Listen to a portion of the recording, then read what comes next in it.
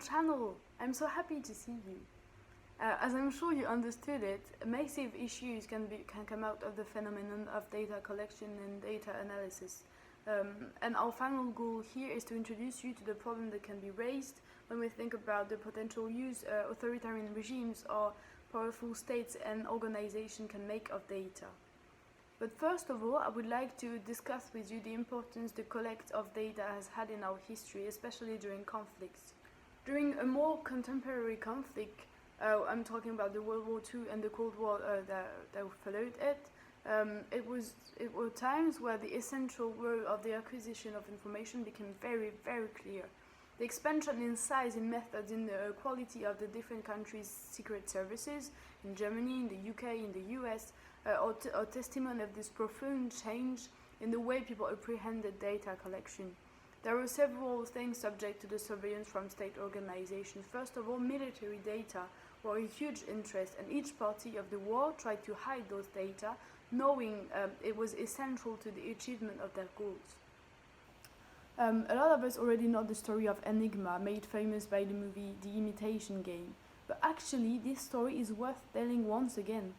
The hard work of a team of scientists that bear their brain out on the crack of the Enigma code is remarkable and set the path for the everlasting attempts of individuals to decrypt messages and data.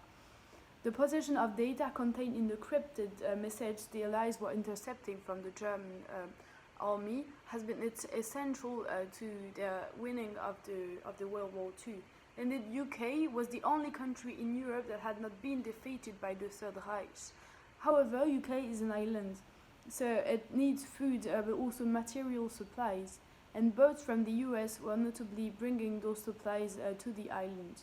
However, the German, who measured very well the stakes of this refueling, was sending submarines in the Atlantic Ocean to torpedo the US cargoes.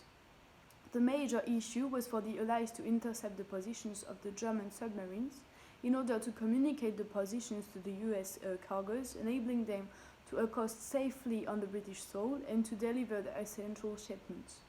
And the other data subject to great surveillance was personal data, information about the past, the present, the personality, the habits, the activities of people, in order to identify and trace them. The World War II was not only a military war, the civilian side of it was huge and of great importance. Milices were deployed all over the occupied territories in Europe, and people were actively participating in the chase of information. We can think about the well-known story of Anne Frank and her family, Jews in the Netherlands that were denounced to the police and sent to camps.